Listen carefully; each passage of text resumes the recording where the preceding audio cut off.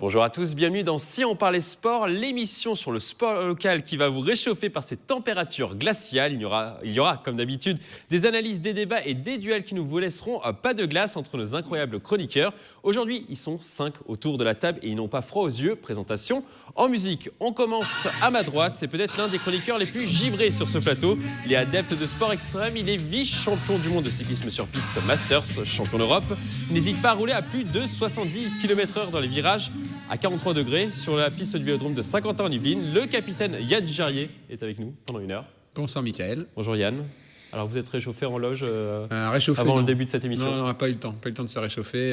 Même le peu de temps que j'ai passé entre la voiture et les studios ont suffi à me glacer les doigts. Voilà. Du coup vous êtes givré, vraiment? J'ai froid. Oh, givré, ouais, certains le disent. Hein, bien sûr, il ne faut pas avoir peur quand on jette à plus de 70 à l'heure derrière une moto parfois. Et là, on dépasse bien largement les 70. On passe à ma gauche, musique. C'est notre Reine des Neiges à nous. Avec ses pouvoirs, elle arrive à réaliser des figures exceptionnelles en pole dance, une discipline qui mêle danse et acrobatie autour d'une barre. Elle nous vient tout droit de Versailles. Notre ambassadrice de charme, la ravissante Hélène Delagrange, nous fait l'honneur de venir sur cette émission. Bonjour Hélène. Bonjour, fraîchement. Fraîchement? Oui, fraîchement là. Alors vous êtes plutôt fan de la neige? De la glace, de la neige? Ouais, pas trop. Moi, les cocotiers, ça me va quand même mieux. Vous préférez les cocotiers? Oui. Petit ponche, cocotier, non, ça me va mieux. Mais tu te calmes. On ne commence pas l'émission comme ça, Yann Dujarier. On repasse de l'autre côté, musique. C'est un véritable dur à cuire, une tête brûlée, le gel, le givre, le verglas et même les icebergs ne lui font pas peur. Le gladiateur, c'est son surnom dans cette émission. Pierre Chevalier du Rugby Club de Versailles est avec nous. Salut Mickaël. Bonjour Pierre. Alors vous, la neige, moi, ça ne fait pas peur? Moi, ça farte. J'adore quand ça va vite sur des planches. Ski plutôt, pas de surf, mais ski. C'est Ski. Bien. Donc, j'ai adoré la région et les Yvelines sous la neige. Top. Parfait. On repasse à ma gauche, musique. La neige ne lui fait pas peur. Les glaçons, il les prend plutôt pendant l'apéritif, avec modération, bien sûr, comme toujours. C'est également un as du patinage artistique. Il réalise des figures qui en ont surpris, ou devrais-je dire, figé plus d'un sur place. Coach Jean Bis est avec nous pendant une heure sur cette émission. Bonsoir, Mickaël. Coach de plaisir. Ouais. Bonsoir Mickaël, bonsoir à tous. Ouais. Bonjour Jean. Bonsoir, impeccable. Voilà, l'apéritif, on est d'accord, c'est avec des glaçons. L'apéritif, ouais, mais là, ils ont fait mon homme de neige avec moi. Mais j'ai arrêté parce qu'ils voulaient me foutre la carotte. Bon, ça commence très fort cette émission. On termine à ma droite, musique. C'est le petit génie de cette émission, le cerveau de ce talk. Il revient tout droit d'une expédition en Antarctique sur la banquise où il est parti étudier l'esprit d'équipe des pingouins. Ces études lui permettront d'appliquer leur technique de cohésion chez les Templiers d'Elancourt. Le professeur Frédéric Anderson, le directeur sportif des Templiers d'Elancourt, est avec nous dans ceci on parle sport. Bonsoir tout le monde. Bonjour Frédéric. Alors cette expédition, vous Très avez bien. ramené des techniques pour les Templiers? Ouais, construire des igloos avec la neige sur le terrain, tout ça. T'as ramené un pingouin? On va passer maintenant au programme de l'émission. Aujourd'hui, nous allons parler de football. Versailles s'est incliné de justesse en 32e de finale de Coupe Gambardella. Nous évoquerons également le premier tournoi de e-sport du sport électronique qui s'est tenu à Versailles. Mais avant de développer ces thèmes, coup de projecteur sur le handball.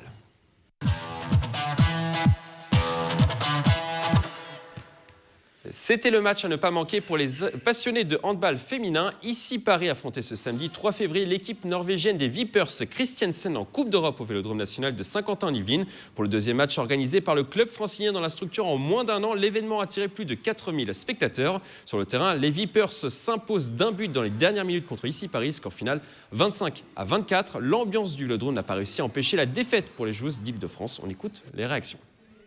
Et c'est des matchs avec des joueuses très expérimentées. Hein. Une bonne partie des joueuses de Vipers sont en équipe de Norvège, dont la gardienne et l'arrière-gauche ou la demi-centre. Et ouais, il nous a pas beaucoup réussi cette année, mais bon, c'est pas grave, on va essayer de gagner le prochain match de Coupe d'Europe. Il y avait une super ambiance. L'année dernière, nous avions gagné contre Brest. Ce match-là était très serré et nous avons une nouvelle fois bien joué ici et peut-être l'année prochaine encore.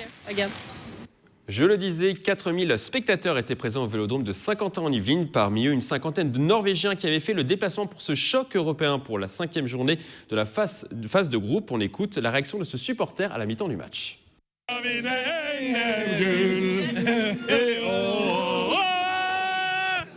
Je ne sais pas si on va gagner, je pense que c'est un match difficile, je suis un peu effrayé de l'issue de la rencontre, mais j'ai l'espoir qu'on puisse le faire. Jean, ça vous a plu, ce petit extrait? Ah ouais, il savait pas trop où aller faire la fête. Donc il s'est dit, tiens, on va aller au handball. Mais ouais, non, mais très bonne ambiance quand même, c'est bien. 50, s'ils sont 50 comme ça a dû coûter cher en alcool. Enfin, avec modération. Avec modération, toujours. Yann, ça fait plaisir quand même de voir des images de joie dans ce vélodrome de Saint-Quentin-en-Yvelines. J'apprécie toujours voir ce vélodrome plein et je rêve toujours de le voir plein quand il y a du cyclisme. Voilà. D'ailleurs, il y a une petite compète dimanche. N'hésitez pas à venir. C'est la finale de la coupe d'hiver. Il y aura 50 personnes. Et 50. Les Norvégiens. Ils vont rester là. Ils sont toujours là. Pas tous en même temps. Alors finalement, du coup, l'histoire s'est plutôt bien terminée pour ce supporter avec une victoire 25-24 contre Ici Paris, hein, je le disais précédemment. Donc c'était donc le deuxième rendez-vous organisé par Ici Paris dans ce vélodrome de Saint-Quentin-en-Yvelines en un an. 5000 supporters pour la première édition contre Brest, 4000 pour ce match contre les Vipers Christiansen. La question sur ce thème, l'équipe d'Ici Paris doit-elle s'implanter au vélodrome? Oui ou non? Près de 10 000 supporters sur 2 rencontres? Non, oui. Non. J'aurais dit dire oui. Ah, on fait un petit duel, enfin même pas de duel du coup. Hélène, du coup, vous pensez? Non, mais moi, j'ai pas trop d'avis sur la question. Après. Joker. Oui, moi, tant qu'il y a des supporters, je pense que déjà, enfin voilà, les personnes se sont soutenues, etc. Mais après, je ne saurais pas, je ne sais pas. Frédéric Anderson. Je sais pas trop. Bah, Vous n'avez pas répondu non tout de suite, hein, vous. Bah, c'est pas le club du coin, quoi. C'est vrai que si on commence à faire venir juste sur les résultats sportifs, ça peut être difficile de développer les clubs aux alentours. Donc, puis c'est ici, quoi. C'est même pas le département. Donc, c'est bien si ça reste un événement exceptionnel, ça permet d'attirer un peu plus les projecteurs sur le département, mais si ça devenait régulier, peut-être qu'on en parlerait moins aussi. Donc je suis pas sûr que ce soit forcément une bonne idée. Pierre Chevalier. Le club s'appelle déjà Ici Paris. S'il fallait rajouter en plus Saint-Quentin quelque part, ça tiendrait plus sur les maillots, par exemple. Tous les sports qui font de la délocalisation profitent ponctuellement de la notoriété intrinsèque que ça amène. Je pense qu'il faut garder le côté un petit peu événementiel et un peu exceptionnel d'une délocalisation, aussi réussie soit-elle dans le vélodrome de Saint-Quentin, mais pas perdre, on va dire, l'âme du club. Si c'est ici, si c'est Paris, il y a déjà 2 localités, n'en rajoutons pas une 3e et gardons le côté un petit peu festif et exceptionnel de la délocalisation. Jean, vous êtes un petit peu comme Pierre Chevalier. Vous pensez que le côté exceptionnel de l'événement, finalement, attire le monde plus qu'un match de championnat classique Bien sûr, tout a été dit là, comme au niveau du rugby par exemple, lorsqu'on fait des affiches du top 14 au Stade de France, parce qu'on sait que cette affiche-là va remplir le stade. Voilà, on délocalise, mais après de là à en faire vraiment. Et d'ailleurs, je ne pense pas qu'il y aurait à chaque match 4000 personnes, entre 4 et 5000 personnes. À chaque match de cette équipe. Donc, non, restons comme ça, ponctuellement, et c'est très bien comme ça. Au niveau économique, c'est positif quand même pour le club. Ils arrivent à engranger une recette de près de 10 000 spectateurs. Est-ce qu'ils n'auraient pas tendance à développer encore plus ces matchs-là, Yann Jarier? Si, mais donc à eux de trouver les bonnes salles et proches de dans leur département où je pense que voilà, il y a des salles comme Coubertin qui doivent être capables de les accueillir. Oui, ils sont ponctuellement aussi à Pierre de Coubertin, voilà. 4000 places. Donc voilà, ça demande une logistique qui est moins importante. Ça dérange moins les cyclistes abonnés qui veulent venir faire du vélo le week-end. Je peux le placer, je le place. Hein. Et donc ouais, non, pour moi, après voilà, en effet, c'est sympa, c'est bien de temps en temps, mais voilà, je pense qu'une fois par an, c'est largement suffisant pour cette équipe. Après, peut-être d'autres équipes de hand qui peuvent y prendre l'exemple, là pourquoi pas, mais pas que ce soit toujours les mêmes qui viennent. Là ça risque de poser problème et justement de moins créer l'événement, et donc les gens ne viendront pas. Alors que si on peut avoir un match des Bleus par exemple sur le vélodrome, ça peut être sympa, ou alors une grosse équipe masculine aussi qui puisse venir. Oui, là ça peut être sympa, mais voilà, il en faut pour tout le monde et il faut faire tourner, quoi. Jean Miss. À la limite ça pourrait être intéressant. au niveau du handball, mais par rapport aux spectateurs, là, j'ai entendu dire que les gens étaient un peu trop loin. Et il faudrait supprimer. J'ai entendu le contraire, moi. Il faudrait supprimer la piste cycliste autour pour justement pouvoir peut-être revaloriser cette infrastructure sportive. Alors, ouais, j'ai vu cette interrogation sur les réseaux sociaux et il y a une spectatrice qui a mis une photo justement de ce qu'elle voyait de là où elle était. Elle disait que c'était très très bien, qu'ils avaient assez de recul et que c'était vraiment parfait pour pouvoir mieux qu'un match regarder. classique peut-être. Je vais pas dire que c'était mieux qu'un match classique. Je peux pas. C'est pas ce qu'elle a dit, mais elle a dit que voilà, c'était les emplacements étaient parfaits. Mais je pense qu'en effet, le fait d'être un poil plus loin n'est pas gênant et les gradins du Vélodrome sont quand même très très bien faits pour ça. Frédéric Anderson, du coup. Là, il joue ponctuellement dans ce Vélodrome de Saint-Quentin en Yvelines. Il joue d'habitude dans le Palais des Sports Robert Charpentier qui fait 1700 places. Elles sont dans le top 3, ici Paris, elles sont dans le top 3 du championnat de France. Est-ce que finalement, il n'y aurait pas tendance à aller vers une salle plus grande avec plus de spectateurs pour attirer de meilleures joueuses ? Des joueuses qui jouent dans des stades et des gymnases de 5000, 6000, 10 000 places. Ouais, je pense qu'au-delà du lieu des matchs et des entraînements, c'est surtout le niveau sportif qui intéresse les athlètes. Donc je pense que ça attirera plus qu'elles se maintiennent à un niveau élevé et qu'elles poursuivent leur progression au niveau européen pour être plus attractives plutôt que de changer de lieu de rencontre. Après...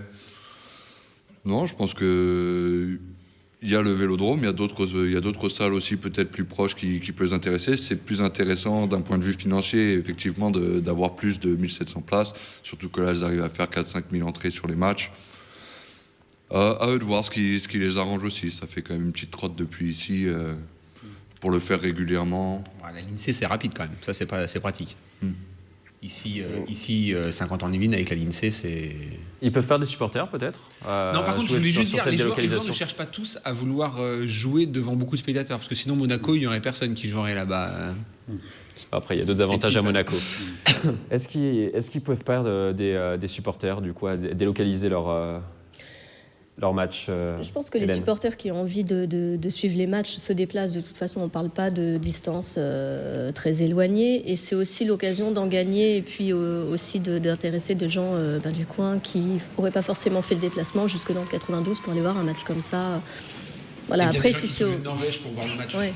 Donc ceux d'ici peuvent venir jusque-là pour suivre leur équipe. On est dans l'exceptionnel, donc du coup, ça fait quand même bouger du monde. En tout cas, les dirigeants d'ici Paris envisagent déjà de renouveler l'expérience de façon ponctuelle dans les prochains mois au Vélodrome de Saint-Quentin en Yvelines. Après le handball, il n'y aura pas de pistard dans les prochains mois. Yann Dujardin, vous n'allez pas trop faire la tête ? Si, la piste au pistard.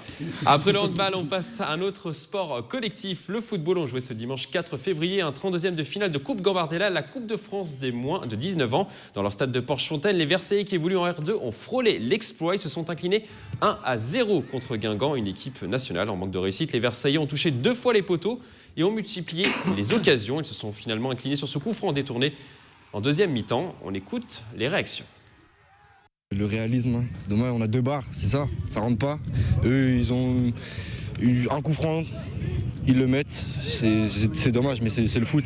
On voit qu'ils n'étaient pas si sereins que ça en deuxième mi-temps, notamment surtout à la fin où ça commençait, ils avaient du mal à relancer eux également.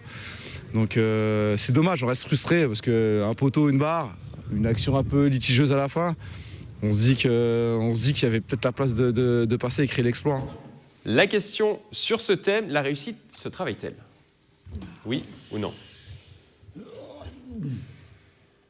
Merci, on est tous d'accord. Vous êtes tous d'accord ? Bon, Jean. ce soir, pas de débat. Pas de débat. Jean ? Oui, bonsoir. La réussite se travaille. Bon. Forcément, la réussite, ça se travaille. C'est la base. Toute équipe, là on parle du sport collectif, même un sport individuel, le sport, par définition, c'est le travail intensif pour arriver à une performance la plus élevée possible. Donc c'est évident, quoi, c'est évident.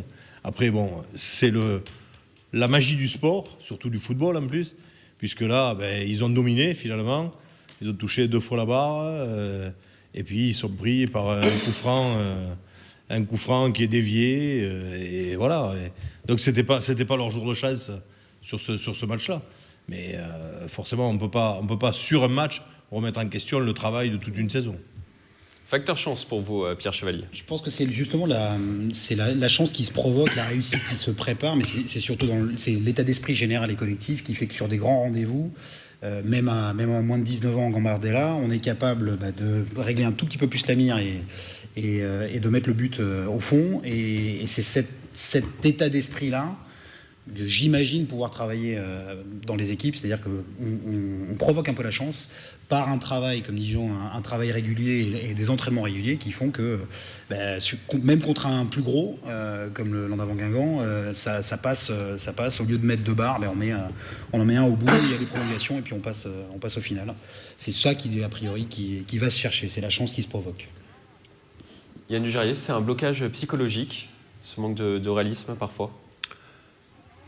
Alors sur un match de foot, je pense pas, parce que c'est quand même 90 minutes.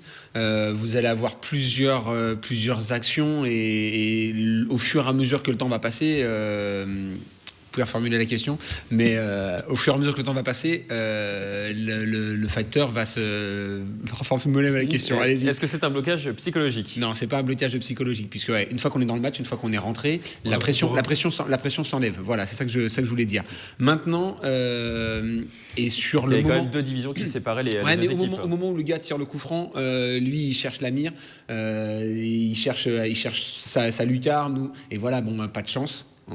Ça touche le poteau et puis c'est même pas poteau rentrant, c'est parce que voilà, donc non, c'est juste pas de bol. Il était là juste pour taper son coup franc, c'est pas de chance. Par contre, sur une finale, sur un match comme moi je peux les vivre en match de vitesse, en effet, vous pouvez perdre le match, ou une finale de 100 mètres, vous pouvez perdre le match dans la chambre d'appel. Et parce que vous supportez pas la pression et c'est un temps qui est très très court pour pouvoir interagir. Là sur un match de 90 minutes, je pense pas que l'enjeu du match, une fois que le match est parti, tout ça disparaît quand même, la pression disparaît. Hélène, vous êtes d'accord avec Yann Dujarrier? Oui, de toute façon sur une durée comme ça, une fois qu'on est dedans, voilà, ça ne fait que on n'a pas autre chose à penser que les actions qu'on a à mener pour aller jusqu'à une victoire ou au moins des bons résultats. Frédéric Anderson, vous avez connu, vous, une période, on va dire, de disette dans votre club des Templiers d'Elancourt? Oui, ne serait-ce que depuis l'année dernière, c'était un peu compliqué. Après, la victoire est une habitude, comme la défaite peut être une habitude aussi, et c'est vrai que il y a des choses en match qu'on ne peut pas reproduire à l'entraînement et qu'on peut apprendre qu'avec l'expérience de la compétition. Donc, pouvoir surmonter des situations difficiles en match et ce genre de dureté mentale qu'on peut acquérir durant la compétition, c'est vrai que ça ne sera jamais reproduit à l'entraînement et on ne peut pas faire ça en fait. Donc, c'est vrai que c'est dans ce sens-là, la victoire est une habitude et ça se travaille. Jean, la pression, elle intervient surtout avant la rencontre, un sport collectif. La pression, c'est sur la préparation. On dit souvent qu'une fois que le coup de sifflet du départ du match est donné, c'est fini, il n'y a plus de pression parce qu'on est dans le jeu. Et après, on essaie, comme dit Frédéric, on essaie de refaire ce qu'on travaille à longue haleine à l'entraînement. On essaie de mettre en place son jeu. N'importe quel sport collectif, c'est de la même manière. Mais la pression, elle n'y est plus. Parce qu'on on est dans une bulle et on est pris par le jeu et non plus l'enjeu. L'enjeu, il intervient avant le coup de sifflet du départ, mais dans le match, c'est terminé. Après, c'est le jeu qui se fait, quoi.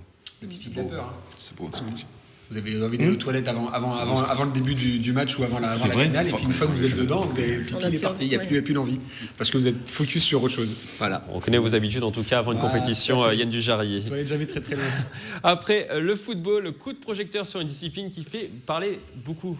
En ce moment, c'est le e-sport, du sport électronique. Le samedi 27 janvier, l'hôtel de ville de Versailles s'est transformé en une salle d'arcade géante. Au programme, une compétition du célèbre jeu médiéval fantastique Hearthstone, une discipline pratiquée par plus de 70 millions de joueurs à travers le monde. Présentation de ce sport par un spécialiste.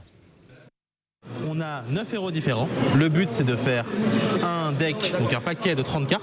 On réunit nos 30 meilleures cartes, on choisit le héros qu'on veut et on confronte notre héros au héros adverse. Et on va avoir un système de points de vie. La point de vie, c'est notre vie. Et le but, ça va être de mettre les points de vie adverses à 0.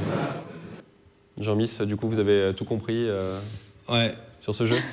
C'est impeccable là. Là, je suis prêt là. Vous connaissez ce sport autour de cette table? Ce sport, oui. Ouais, d'accord. E-sport.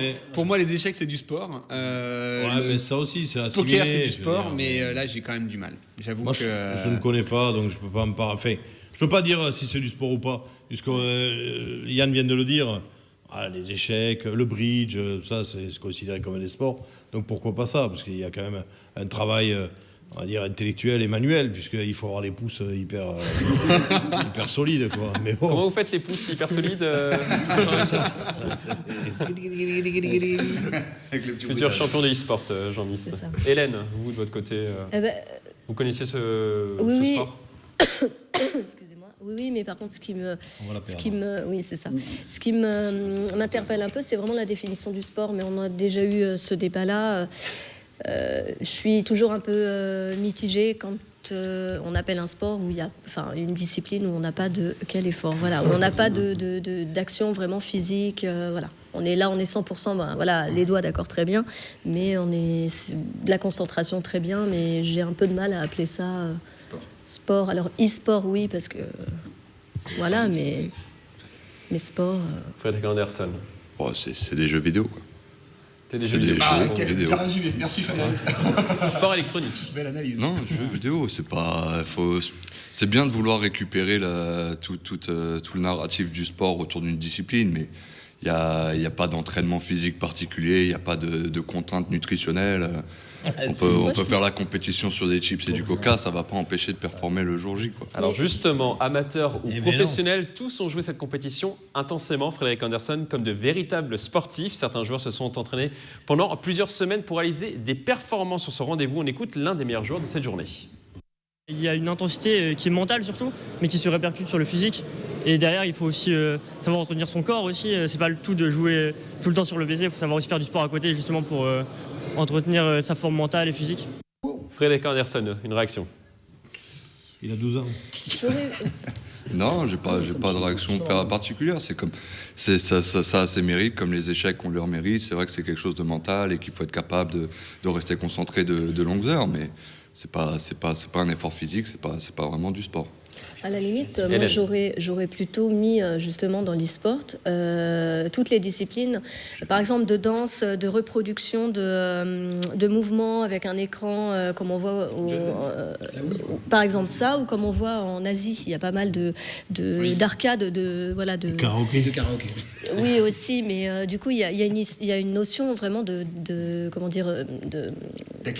d'activité physique. Je vais pas y arriver aujourd'hui, mais voilà, j'aurais peut-être plus mis ça, ou alors mimer le golf, quelque chose de physique là. On aurait peut-être pu en... Pierre Chevalier. On a déjà eu ce débat sur le bridge de mémoire. C'est simplement considérer plutôt ce type d'activité comme des disciplines. De là à dire que c'est des sportifs, j'ai un cran que je ne passerai pas, parce que je me pose la question de savoir quel est l'effort physique et quelle est la nécessité de préparation en dehors d'un entraînement, on peut quand même appeler ça de l'entraînement, et l'effort intellectuel, qui pourrait assimiler ça à un sport. On voit sur ces images, il y a des stades remplis pourtant, comme un stade de football classique. Ça n'empêche pas à ce que ça soit totalement spectaculaire, parce qu'en plus, en revanche, ce qui les distingue, c'est que les jeux vidéo, on va dire jeux vidéo e-sports, ça rassemble énormément de pratiquants dans le monde.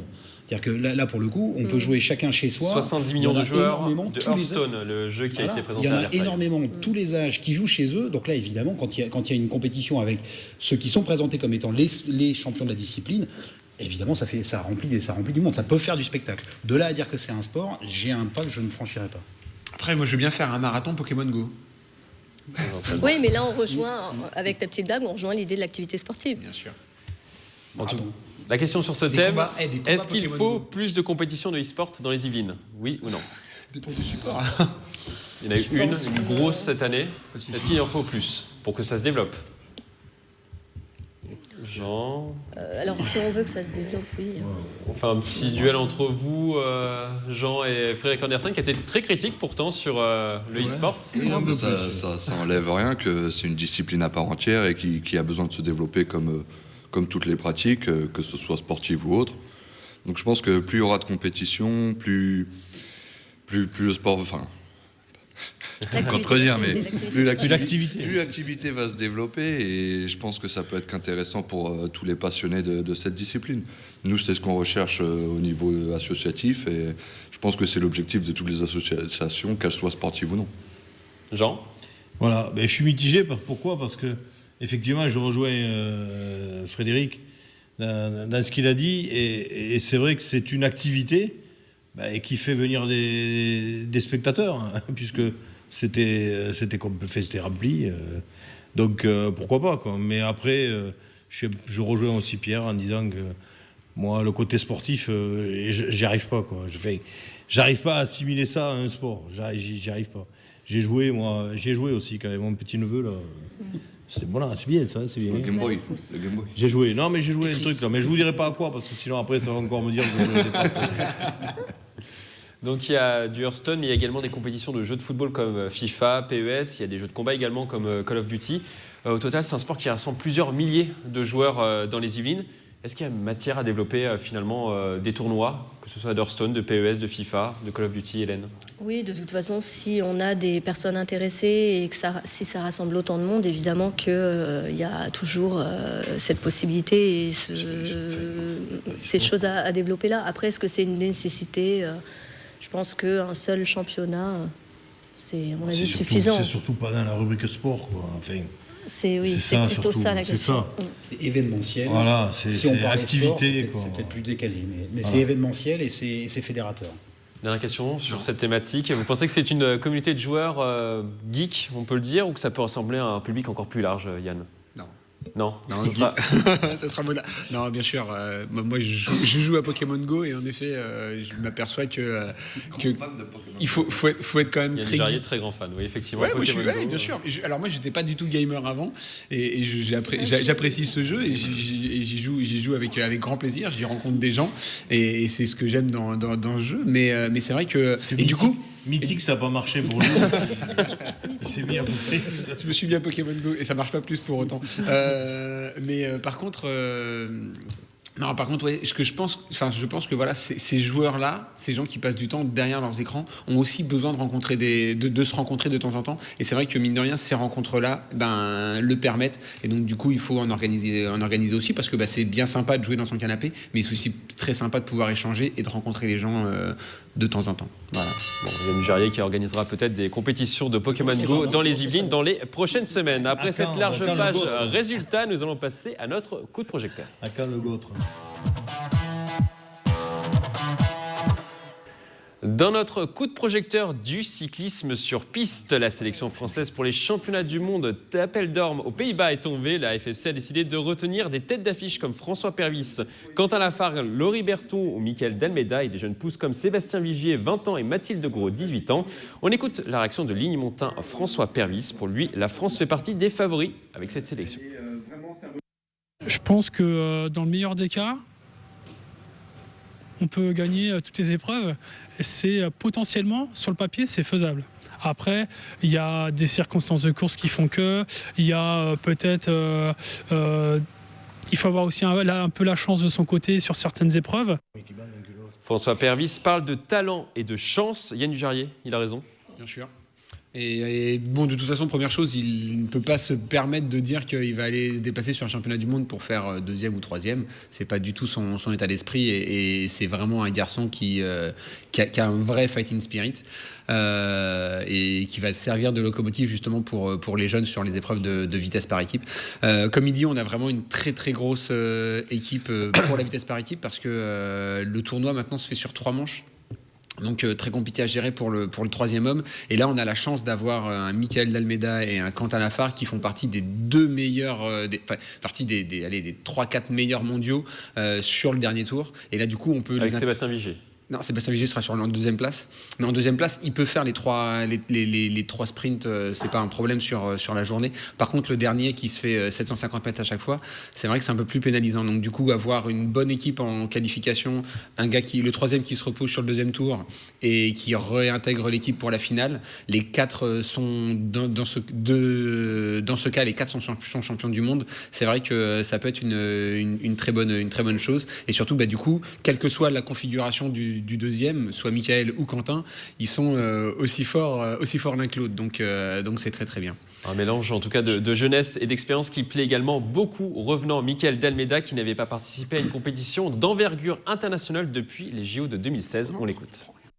L'équipe de France a toujours eu du potentiel. Maintenant, c'est voilà, qu'est-ce qu'on fait pour pouvoir l'exploiter au mieux, l'utiliser et puis aller chercher des titres. Maintenant, moi, de mon œil entre guillemets d'un peu plus ancien, parce que je fais déjà partie des plus anciens, même s'il y a plus vieux que moi. Bien sûr qu'il y a de la relève. Il y a des coureurs, de talent avec de l'ambition. Et voilà, moi, je doute pas que dès à présent et dans les années à venir, ça va perfer comme l'équipe de France l'a toujours fait en fin de compte. Frédéric Anderson, c'est plaisant de le voir revenir en équipe de France. Michael D'Almeida, il avait été écarté après les JO de 2016 à Rio. Est-ce que c'est plaisant de le revoir revenir à ce niveau-là? Oui, c'est toujours intéressant d'avoir des joueurs d'expérience dans son équipe. Comme l'a expliqué Yann, meilleure l'équipe, plus on a de possibilités au niveau stratégique, au niveau des rotations et pour durer sur l'ensemble de la compétition.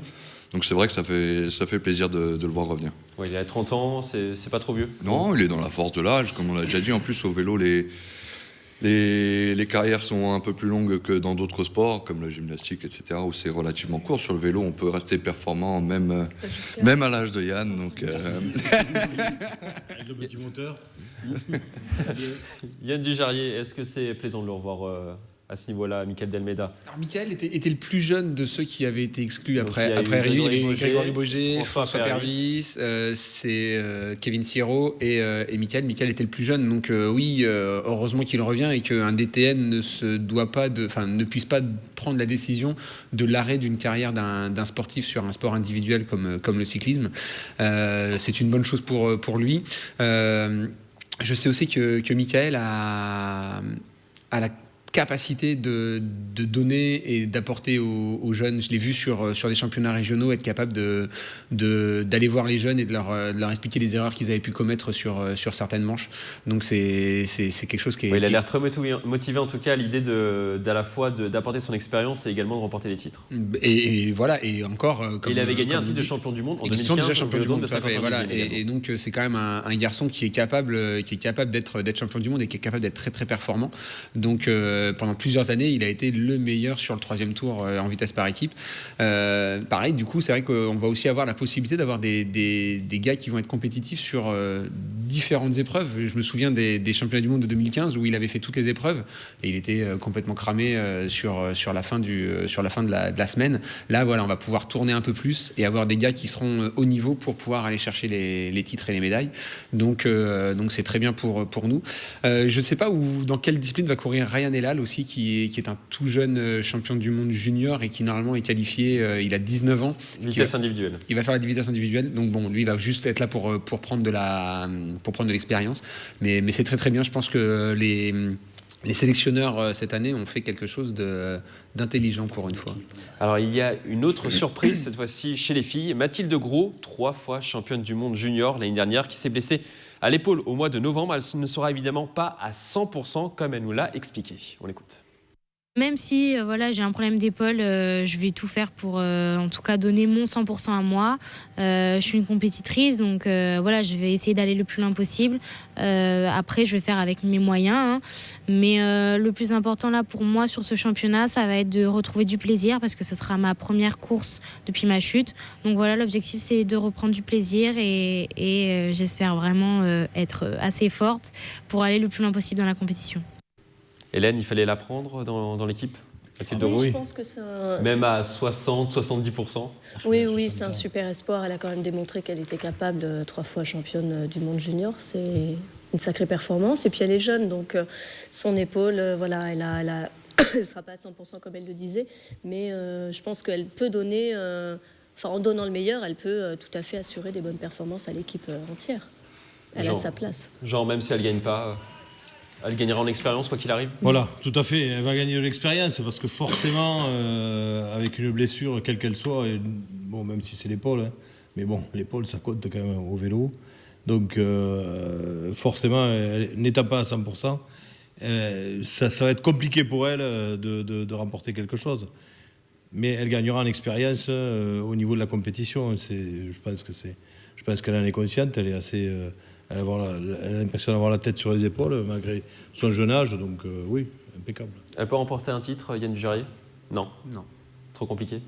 Elle n'est pas à 100%, et sur un championnat du monde, même si c'est pas une année olympique, même si... Elle a quand même été 3 fois championne du monde junior. Il y a une marge entre les juniors et puis une Christina Vogels qu'elle va rencontrer, qui est multiple championne du monde, qui va faire toute sa saison sur cette épreuve, qui va arriver au top, qui de mémoire a remporté les 2 ou 3 coupes du monde auxquelles elle a participé en vitesse individuelle. Donc non, Christina Vogels domine le cyclisme féminin en sprint depuis 1 ou 2 ans. Donc pour moi, il n'y a pas photo. Mathilde ne pourra pas battre Christina cette année. Je dis bien cette année parce que je pense que l'année prochaine, la tendance risque de rapidement s'inverser. Mathilde a vraiment des qualités qui sont phénoménales, et elle passera devant toutes ses adversaires du moment dans très très peu de temps. Mais voilà, c'est très très bien qu'elle aille faire ce championnat du monde. Elle va pouvoir voir ce que c'est, voir que c'est différent d'une Coupe du Monde, que la tension, la durée du tournoi n'est pas la même, que voilà, toutes ces choses-là le niveau va aussi être supérieur. Elle va pouvoir voir quel est le chemin qui lui reste à parcourir pour être au top l'année prochaine. Et je pense que déjà, elle est de toute façon déjà très focus sur Tokyo 2020, et tout ce qui peut se passer avant n'est que pour elle de la prise d'expérience. Frédéric Anderson, l'épaule, ça peut la gêner ? Nécessairement, il faut bien tenir le guidon, et plus on est rigide sur son vélo, je pense que plus on peut produire un effort important. Donc c'est vrai que ça risque de l'handicaper. Tout ce qui peut la distraire de la performance, de toute façon, est un handicap.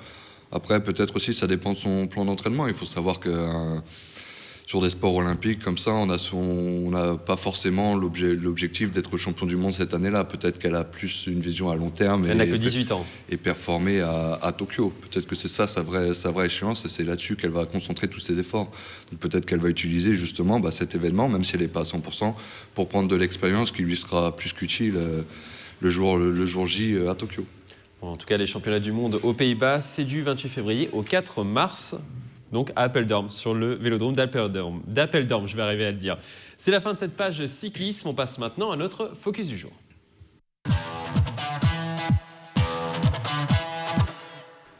Dans notre focus du golf, à moins de 8 mois de la Ryder Cup 2018 au Golf National de Saint-Quentin-en-Yvelines, un joueur fait énormément parler de lui et alimente les débats du côté américain. Je veux bien sûr parler de Tiger Woods. Le Tigre est de retour sur le circuit à 42 ans. Il a terminé à la 23e place au Farmers Insurance Open.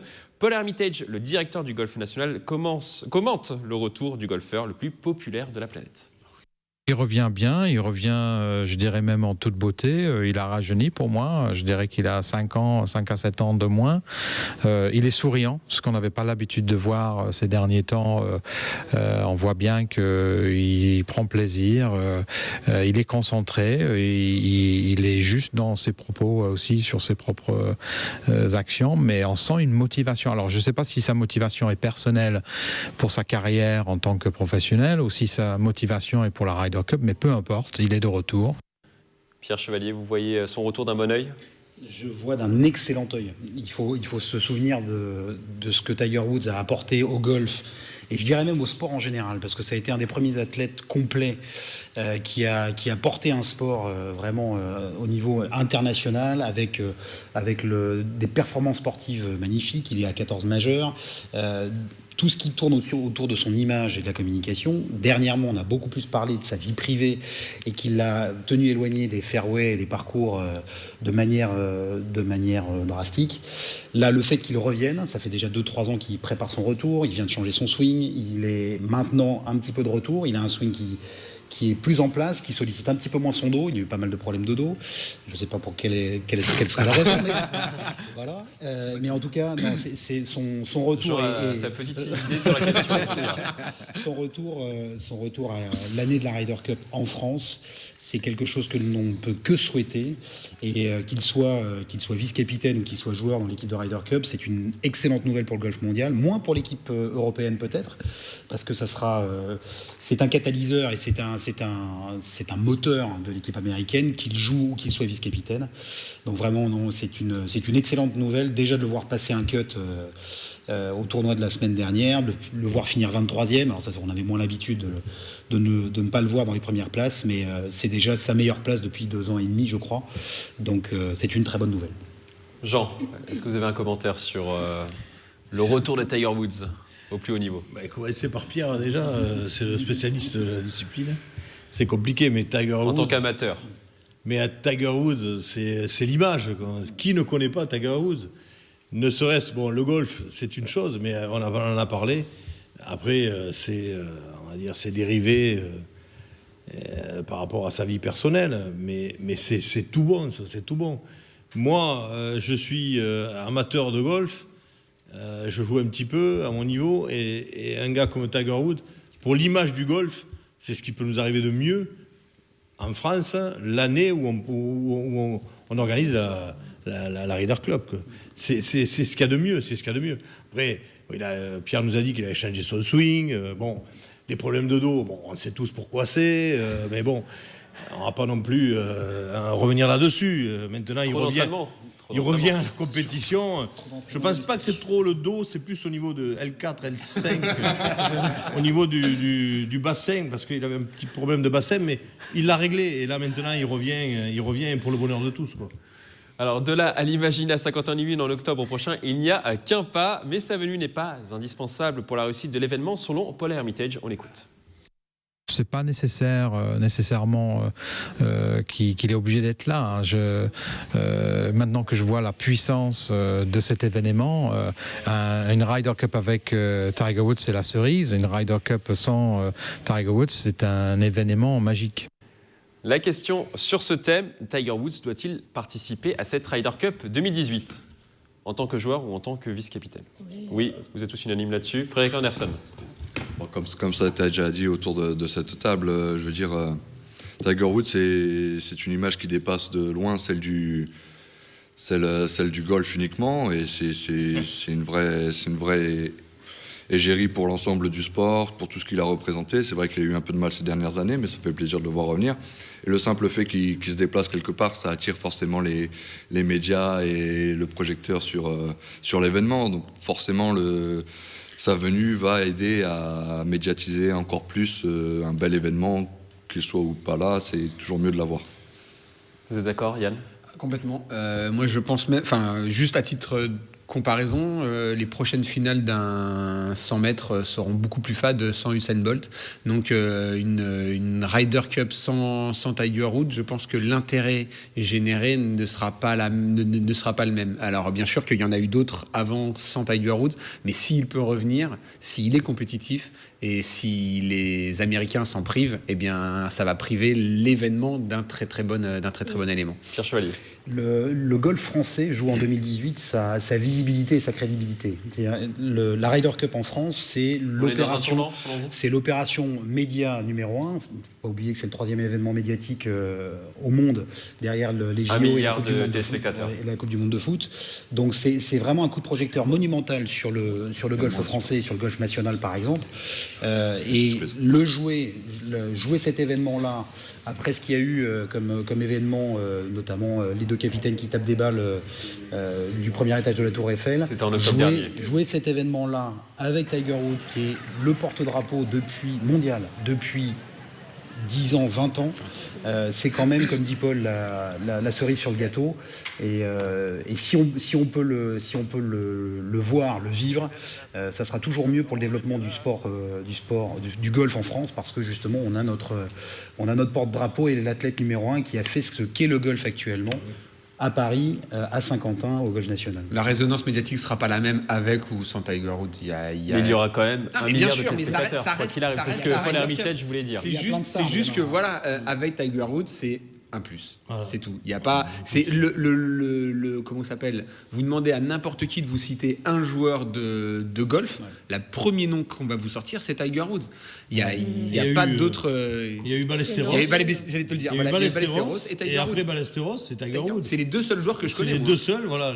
Mais moi, c'est pareil. Tu peux faire plein de parallèles. En plus, sur tu faisais une comparaison sur l'athlétisme. En gros, tu prends le tennis, c'est Wimbledon sans Federer, c'est Roland Garros sans Nadal, tous les sports ils vont de leur comparaison et avoir Tiger Woods comme ne serait-ce que présent. C'est déjà Justement, la Pierre, on le certitude. prend en tant que joueur ou en tant que vice-capitaine Difficile pour encadrer, pour coacher. À 8 mois de l'événement, là, c'est difficile d'en être sûr parce qu'il vient juste de ressortir. Il commence à avoir des résultats. Il doit travailler son drive apparemment. Il a réalisé une moyenne de 277 mètres sur son dernier tournoi. Le 23e drive du tournoi, souvent des fairways, mais à l'extérieur des fairways. 30% seulement de fairway à trouver. Il a eu un gros problème de régularité et de performance. Donc sur le jeu court, ça va, mais sur le jeu long, c'est un peu plus compliqué. Il est magique. Sur le jeu court, il est magique, ça c'est sûr. Après, il faut qu'il récupère sa puissance avec son nouveau swing. Alors, joueur ou pas, il a peu de temps pour pouvoir se qualifier. Et Dieu sait que l'équipe américaine va être sacrément costaud à Saint-Quentin. De toute façon, je pense qu'il sera dans le scope avec une place de vice-capitaine le cas échéant. Et c'est pas forcément un jour de Ryder Cup. Tiger Woods, il a participé à 7 Ryder Cup depuis le début de sa carrière. Et il a un bilan de 33 matchs avec un bilan de 13 victoires, 17 défaites et 3 nuls. En individuel, c'est mieux. Il a réalisé 7 matchs pour 4 victoires, 1 défaite et 2 nuls. Finalement, c'est pas forcément un joueur de Ryder Cup non plus, Tiger Woods. C'est pas forcément le meilleur équipier qui soit. C'est-à-dire que la Ryder Cup, ça se joue en équipe, à 12 contre 12, là en l'occurrence sur plusieurs tours. C'est vrai que c'est pas forcément le meilleur équipier qui soit, mais en tout état de cause, le voir présent dans une équipe, il a un impact psychologique sur l'équipe américaine et plus encore sur l'équipe européenne qui peut être déterminant. C'est-à-dire voir Tiger en face, avec ce qu'il représente et l'athlète que c'est, le monstre que c'est pour le golf. Pour l'équipe américaine comme pour l'équipe européenne, c'est quelque chose qui peut être déterminant. Faire le parallèle avec. Hélène, vous êtes d'accord? Oui, c'est quand même impressionnant. C'est une figure vraiment emblématique et on peut pas. L'équipe européenne ne pourra pas être tranquille d'esprit en ayant en l'ayant en face. Oui, mais en l'ayant en face, c'est pas la même état 14 d'esprit. grands chelems remportés, 106 victoires en pro. C'est une image. Non, mais c'est ça. C'est une image, c'est le Rocco Siffredi du golf. Bon. Bah oui. Je ne vous permets pas, Jean-Lys, on va passer au thème suivant. On passe maintenant à notre rubrique débat. Rubrique débat. Du football américain dans notre page débat. Le Super Bowl 2018 s'est déroulé ce dimanche 4 février dans la nuit. Les Eagles de Philadelphie ont remporté cette 52e édition 41-33 face aux Patriots de la Nouvelle-Angleterre. La rencontre a été suivie par plus de 103 millions d'Américains. En France, plus de 400 000 téléspectateurs ont suivi ce match dans la nuit. La question sur ce thème, le Super Bowl peut-il avoir un impact sur les clubs en France? Oui ou non? On fait un petit duel entre vous, Pierre, et vous, Jean. Jean, vous commencez? Merci. Allez-y. Pour moi, non. Non, je dis non. Pourquoi? Parce que, déjà, premièrement, il n'y a pas, comme au basket, par exemple, aux États-Unis, il n'y a pas de joueurs français présents sur l'événement. Donc ça, pour moi, c'est un gros point. Et puis non, et puis c'est tout. Pierre, pour le duel des rugbyman. C'est surtout l'engouement. Rugbyman, oui, justement parce qu'ils sont très protégés dans leur carcasse, les foot US. Mais non, je dirais que c'est surtout sur l'exposition médiatique que ça représente. C'est un événement qui est extrêmement suivi, même si il passe à une heure tardive de la nuit. Voilà. Et 400 000 en France. Et voilà, 400 000 en France. Simplement sur l'aspect notoriété, sur l'aspect. Je dis pas de suivre l'exemple américain, parce je pense qu'on en est loin en France. Enfin, Fred le précisera plutôt plus spécifiquement, mais je pense que ça peut créer quelques vocations ou quelques envies, comme quand on est étudiant ou bachelier et qu'on regarde Roland-Garros et qu'on a en juin et qu'on a envie de jouer au tennis. Là, je pense que c'est à peu près la même chose et que le Super Bowl avec ce spectacle et cet énorme engouement, alors très ponctuel sur une date, peut créer quelques envies, quelques vocations en France. Yann, vous avez proposé de changer l'heure du match. Ça risque d'être compliqué. Je doute bien que c'est pas pour les Français que les Américains changeront leur horaire. Non, ouais, je trouve. Le problème, c'est ça, c'est que c'est le décalage horaire. Si on veut voir la finale en direct, il faut se réveiller en plein milieu de la nuit. Donc, si on n'est pas passionné par le foot américain, on va pas le faire. Moi, j'avoue que j'adore regarder du foot US. Alors, en plus, le deuxième problème, c'est que c'est diffusé sur Canal. Ah non, je crois que c'est foot. Non, c'est W9 qui a retransmis cette année. Ouais, tout à fait. Je l'ai appris après, mais c'est vrai que c'est quand même pas évident d'avoir l'information, de savoir que c'est retransmis. On sait que c'est retransmis en pleine nuit, on ne sait pas sur quelle chaîne c'est retransmis tout le temps, et donc du coup, voilà, il y a quand même un manque. Et puis, la problématique de se réveiller un dimanche soir pour aller bosser lundi matin, pour aller bosser lundi matin, c'est quand même compliqué. Et donc, ce manque de visibilité fait que cette visibilité en direct fait que ça peut difficilement créer de l'intérêt pour les jeunes Français. Ouais, et puis quand même aussi, il y a un point, c'est que au niveau des grandes compétition, ça se déroule sur, on va dire, une semaine, 15 jours, 3 semaines, qui est quand c'est la Coupe du Monde de football, de rugby. Et là, c'est vraiment, c'est un événement, c'est voilà, une nuit, c'est un match, une nuit. Donc je ne pense pas que sur une nuit, sur un match, ça va dire, tiens, demain matin, je me lève, je veux jouer au football américain. Non. C'est comme quand on regarde. Après, ça ponctue la saison de football américain. Oui, non, mais ça ponctue. Mais bon, est-ce que les gens en France, pardon, non, mais est-ce que les gens en France, est-ce que les gens en France regardent? On dit souvent que ça amène du licencié en France lorsque c'est une compétition qui est regardée en France et qui dure sur un temps. Le handball, le football, le rugby, toutes ces compétitions. Parce que voilà, on est amené et puis on arrive. Puis souvent parce qu'aussi il y a une équipe française qui est impliquée dans le championnat. Et là, c'est un engouement qui se crée. On se dit, ah ben tiens, voilà. Et là, on enregistre dans les fédérations délégataires une augmentation de licence. Mais là, sur une compétition, enfin, sur une finale, une nuit qui se retransmet la nuit en France. Donc pour vous, il faudrait un Français dans l'équipe. Non, mais je dis un Français dans l'équipe, ça c'était le début, ce que je disais. Mais c'est surtout parce que c'était juste ponctuel et que c'est une finale et qui nous en France, française. C'est voilà, non mais c'est pas un joueur, mais même un joueur déjà, au moins un joueur, on en parlerait peut-être un peu plus, comme le basket, la NBA. Avec Tony Parker par exemple. Voilà, Tony Parker ou Noah. Mais voilà, on en parlerait un petit peu plus. Mais là, on ne parle jamais du football américain, jamais. On ne parle que de la finale du Super Bowl. Donc je ne pense pas que, juste en parlant de la finale du Super Bowl, Frédéric, qui est le spécialiste de la discipline, je sais qu'il va être avec moi de toute façon. Je l'ai menacé avant l'émission, donc je sais qu'il sera avec moi. Mais forcément, sur une finale, on ne peut pas. C'est pas possible. Frédéric Anderson. Non, après, est-ce qu'il peut avoir un effet? Oui, il peut avoir un effet. Moi, je sais que c'est comme ça que je suis venu au football américain. J'ai regardé le Super Bowl un soir et je suis tombé dans la marmite. Après, de là à avoir un effet notable, ça, on reste un sport confidentiel en France. La valise n'était pas assez grosse, Jean-Miss, pour Frédéric Anderson. On y vient un peu par hasard, donc c'est vrai que... Voilà.